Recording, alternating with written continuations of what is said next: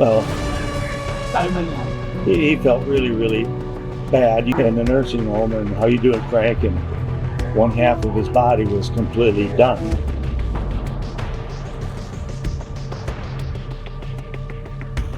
Danielle Colby, guilty. It's a headline no one believed they'd ever read. The tattooed firebrand from American Pickers, once hailed as the spark behind the show's success, now branded a killer in a courtroom so tense the silence could snap steel. How did she go from the heart of America's most wholesome TV trio to orchestrating one of the most disturbing betrayals reality television has ever seen? This isn't fiction. It's not a twisted tabloid story. It's the real-life unraveling of a woman who helped define a generation of reality TV. And it ends in a courtroom with a jury's unanimous verdict. Danielle Colby, guilty of first-degree murder in the death of her co-star, Frank Fritz. But this story, it starts long before the arrest.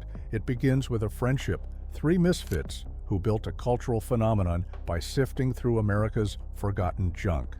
Mike Wolfe, Frank Fritz, and Danielle Colby were the holy trinity of American Pickers. On-screen chemistry, off-screen loyalty, or so we thought. Now we know everything was a lie. In this video, we're going to take you inside the darkest corners of this case.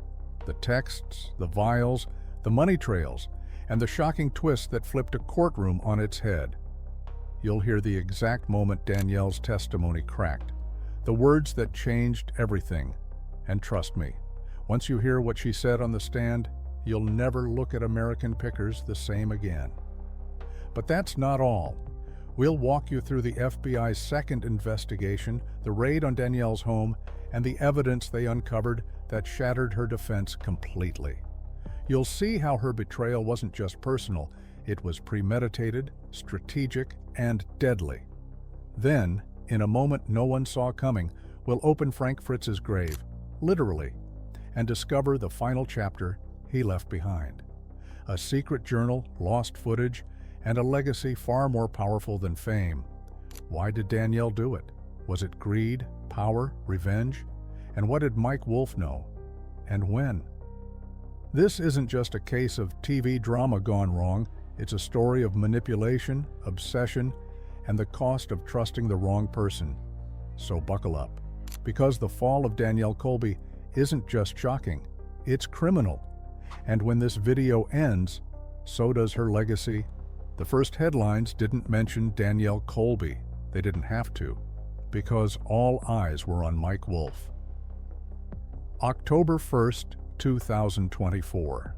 Frank Fritz, longtime co-host of American Pickers, is found unconscious in his Iowa home. Initially, it's ruled a stroke, but within weeks, whispers begin to surface. Something doesn't add up. Autopsy results later reveal something terrifying. Traces of a banned military-grade neurotoxin in Frank's bloodstream. The same substance found in a sealed vial inside Mike Wolfe's private garage. And suddenly, the face of American Pickers isn't just a grieving friend. He's the prime suspect in a murder investigation. The trial that followed gripped the nation like a vice. The courtroom in Davenport, Iowa was packed. Every seat taken. Journalists, fans, camera crews, all watching the once beloved Picker defend himself against the most shocking allegation in reality TV history. The prosecution painted Mike as a man pushed to the edge. A multi-million-dollar lawsuit from Frank allegedly loomed. Financial records showed the pair were entangled in a business dispute that could dismantle the empire they built.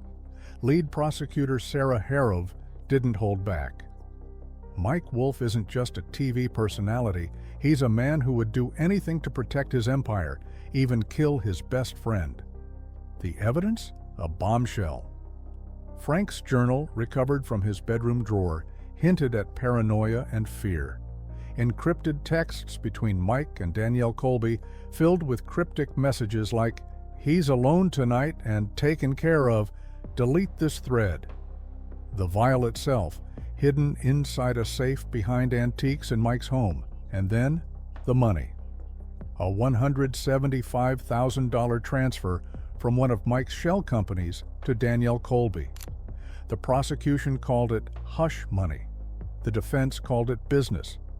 But if Mike was the killer, why did Danielle seem so involved? That question hung heavy as Danielle took the stand, originally as a witness for the prosecution. She looked shaken, tired but composed. She claimed neutrality, said she was caught in the middle of a war between two men she loved like family. But as questioning deepened, cracks began to form. Danielle admitted she had access to Frank's medications, that she checked his dosages, that she was aware of the vial Mike allegedly brought to the office, and then the text messages, the ones she thought had been deleted. He's alone right now. No one's scheduled to check on him until tomorrow. Windows shut. Mike replies, taken care of. Delete this thread. The courtroom went silent. Prosecutor Harov leaned in. Miss Colby, are you saying you had no idea what these messages meant? That you, Mike, and Frank, all entangled for over a decade, were just talking? About routine check-ins? Danielle stammered. I was scared. I didn't know what was happening. I thought we were just... I didn't think it was about poison. The jury took notice. So did the FBI. That very night, they launched a new investigation, not into Mike Wolfe, but into Danielle Colby. Meanwhile, Mike's defense team, led by high-profile Chicago attorney Jonathan Kessler, seized the moment. He argued that Mike was being framed. My client is a collector. That vial? It's from a World War II field medic kit. He bought it at an auction in 2016. It's never been opened. No fingerprints, no DNA. Nothing connects it to Frank's death, except a theory.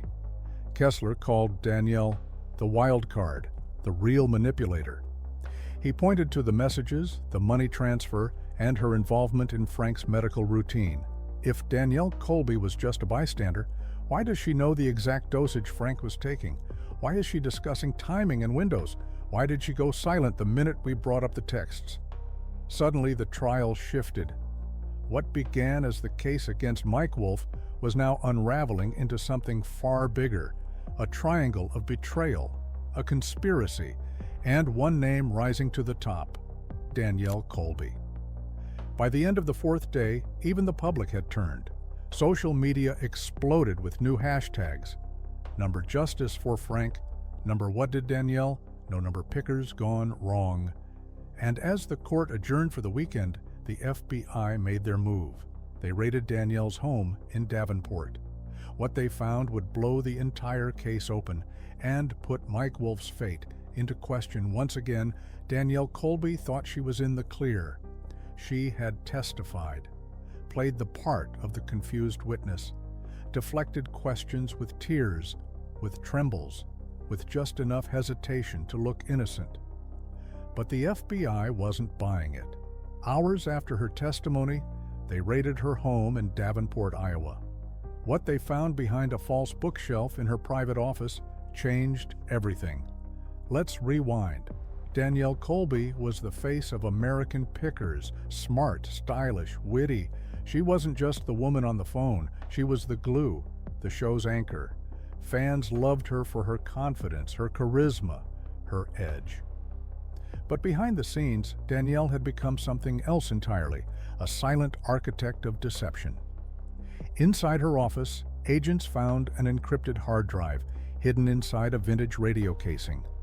Once cracked, it revealed surveillance footage from October 1st, 2024, the night Frank Fritz died. The video showed Danielle's car pulling up outside Frank's house at 10:32 p.m. She entered through the back door, carrying a small satchel. She exited 14 minutes later, empty-handed. Just hours later, Frank was found unresponsive. The kicker? That footage was meant to be delivered to local police. Danielle had intercepted it. Agent Emily Rivera, the FBI's lead on the case, called it a deliberate attempt to erase her own digital fingerprints. But that wasn't all. Tucked inside a wooden box, investigators found a second glass vial, identical to the one recovered from Mike Wolfe's home. This time, it wasn't just the vial. It contained traces of the same neurotoxin found in Frank's bloodstream. And Danielle's fingerprints were all over it. Even more damning. A handwritten note inside the box, Danielle's handwriting, verified by forensic experts. It detailed the exact dose of neurotoxin required to mimic a stroke. This wasn't guesswork. It was a recipe the media exploded. What started as a courtroom drama had become a criminal thriller, with Danielle Colby now cast as the villain. The FBI called an emergency press conference. We have sufficient evidence to believe Danielle Colby was not only complicit in the murder of Frank Fritz, Agent Rivera announced, but the mastermind behind the entire operation. And suddenly the public narrative shifted. Tweets, videos, think pieces. Danielle wasn't the misunderstood victim anymore. She was the puppet master, and Mike Wolfe just a pawn. Still, Danielle insisted she was innocent. She claimed the vial was planted, that the footage was manipulated, that the note was forged. But her bank records said otherwise. In the days leading up to Frank's death, Danielle withdrew $450,000 from a series of offshore accounts. Funds funneled through shell companies connected to American Pickers' merchandise sales. 1 week later, she closed on a luxury property in Puerto Rico. The money, the footage, the poison, the messages he net was closing fast. And then came the turning point. A former employee of antique archaeology came forward anonymously. He told the FBI that Danielle had asked him to deliver a gift to Mike Wolfe's home days before Frank's death. It was a wooden box, the same kind that held the vial. He described the vial in chilling detail, clear, glass, labeled in Danielle's handwriting. It wasn't a gift. It was a setup. Danielle wasn't just cleaning up after a crime. She was orchestrating the entire illusion. A misdirection so well planned, even federal prosecutors were fooled, until now. Inside the hard drive, another piece of footage surfaced. Danielle, sitting in her office, pacing, speaking to herself. It all has to look clean. No one can trace it back. Mike doesn't even know what's in the box. She paused. Frank was a liability. Mike doesn't have the guts to do it. I do. The room went silent as that recording was played in court. Danielle's face said it all. It was over. This didn't start with a murder. It started with a whisper. Back in 2018, long before Frank Fritz's tragic death, things behind the scenes of American Pickers had already begun to shift. The show, once celebrated for its chemistry and camaraderie, was quietly unraveling. Frank was the heart, the history buff with a blue-collar soul and a boyish love for dusty relics. Mike was the slick negotiator, and Danielle? She was the brain, handling logistics, branding, and the fan-facing front. But by late 2018, cracks began to show. Frank's health was deteriorating. Chronic back pain, Crohn's disease. They slowed him down on the road. And Danielle saw an opportunity. According to former production staff who later testified under oath, Danielle began lobbying producers behind closed doors. She called Frank a liability, citing his health and erratic filming schedule. One former assistant claimed Danielle repeatedly said, "If Frank can't keep up, maybe the road isn't the right place for him anymore." Mike, still loyal to Frank, resisted, but he was also under pressure. Ratings, contracts, a growing merchandise empire. And Danielle, with her rising influence behind the scenes, kept pushing. In 2019, Danielle sent Mike an encrypted message, one later uncovered during the FBI's digital forensics probe. "Frank needs to stay in Iowa. You need to shine on your own. I'll handle the rest." By 2020, Frank's screen time was slashed. He appeared in fewer episodes, his on-air banter reduced to a whisper. Fans noticed. So did Frank. In one journal entry later read aloud in court, Frank wrote, "D&M whisper every time I walk in. I feel like an outsider on my own show." Then came 2021. Frank was officially let go. Publicly, it was about his health. Privately, it was about control. Danielle had reportedly convinced Mike and the producers that cutting Frank loose was best for business. Quicker episodes, less drama, more control. Mike gave in, and it crushed him. He testified in court, voice trembling. "I didn't want to leave Frank behind, but Danielle made me believe it was the only way to save the show." That same year, Danielle started gaining more power. She became involved in brand licensing, merchandise deals, and financial operations. Offshore accounts were opened, money was moved, and Mike, distracted, regretful, grieving, didn't notice how much of the business she now controlled. By 2022, she was running the show off camera, and according to FBI records, she began pressuring Mike to sign over American Pickers' intellectual property rights. In a message from 2023, Danielle wrote, "Sign the contract or the world finds out about the money. You don't have a choice." Cornered, Mike signed. 2 weeks later, Danielle received a $175,000 payment from one of Mike's shell companies. That same account, investigators later revealed, also paid for her Puerto Rico estate. What started as a partnership had turned into blackmail. And the slow, methodical removal of Frank? It wasn't just strategy. It was the beginning of a plan to isolate him, discredit him, remove him completely. And when Frank started threatening legal action in 2024, everything accelerated. Because for Danielle, it wasn't just about fame anymore. It was about power, about ownership, about silencing the past. And the one man who stood in her way? Frank Fritz. As Danielle Colby entered the courtroom, the tension was unbearable. The media frenzy outside was nothing compared to the storm unfolding inside. Every seat was filled. Spectators, reporters, even former colleagues, everyone was there to witness what had become the most sensational trial in American Pickers' history. The prosecution opened with an explosive statement. Danielle wasn't just present during Frank Fritz's final days. She orchestrated the series of events that led to his demise. Emails, call logs, and a mysterious letter discovered at Frank's property painted a chilling picture of betrayal. The jury listened in stunned silence as these pieces were laid out like puzzle fragments, forming a dark, unexpected narrative. But the defense wasn't backing down. Their key witness? A former crew member who claimed Frank had been spiraling for months, cut off from his friends, and paranoid about conspiracies that didn't exist. Danielle tried to help, he testified. She was the last person holding on when everyone else walked away. Then came the twist that changed everything. A newly surfaced voicemail from Frank, dated just 3 days before his death, was played in court. His voice cracked with emotion. "Danielle, I know I've pushed you away. But if anything happens to me, promise me you won't let them twist the truth." The courtroom gasped. In that moment, the prosecution's certainty wavered, and a new wave of doubt swept through the jury. Could it be that Danielle wasn't the villain, but the scapegoat in a much deeper tragedy? The trial was no longer about guilt, it was about truth. And everyone was desperate to uncover it.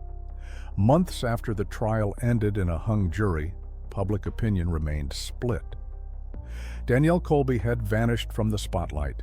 The show had long ended, and fans were left with more questions than answers. But then, something unexpected reignited the entire case. A judge approved the exhumation of Frank Fritz's body. New forensic techniques, previously unavailable, had raised enough doubt to warrant a second look. The exhumation was met with media chaos.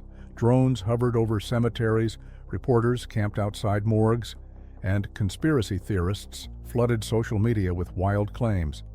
But what the forensic team uncovered was more shocking than anyone imagined. Traces of a rare sedative, one never mentioned in the original autopsy, were found in Frank's system. It was a substance not used in any known medical treatments Frank was undergoing.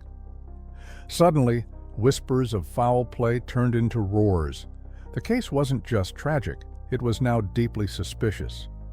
Investigators reopened the files, combing through overlooked evidence. In doing so, They found a hidden safe in Frank's garage containing a journal. Its entries revealed a man tormented by paranoia, but also a man convinced that someone was trying to silence him. He wrote about trusting Danielle, but fearing others in the inner circle. This wasn't just a story about betrayal or fame. It had become a haunting mystery. The internet exploded with speculation. Was it someone from the show, a jealous rival, or someone closer than anyone imagined? As the episode closes, viewers are left staring into the foggy mirror of truth, unsure who to believe, but certain of one thing: Frank's legacy will never be forgotten, and the truth, no matter how buried, always finds its way to the surface. In the end, what began as a tragic loss became a tangled web of mystery, betrayal, and unanswered questions. The story of Frank Fritz is no longer just a chapter in American Pickers. It's a cultural riddle that refuses to fade. Danielle Colby's role may never be fully understood. Was she a loyal friend caught in a storm, or a key player in something darker? The truth lies somewhere in between the evidence, the emotion, and the versions told by those who knew Frank best. But maybe that's the real lesson here. Behind every tabloid headline and viral theory are real lives, real pain, and legacies worth more than speculation. Frank wasn't just a collector of antiques. He was a collector of stories, memories, and moments. And now his own story has become one of the most compelling ever told. So now, it's your turn. What do you think really happened? Drop your thoughts in the comments below. No theory is too wild. And if this story gripped you like it did us, hit that like button, subscribe to the channel, and turn on notifications so you don't miss what's coming next. Because in the world of lost legends and buried truths, this might just be the beginning.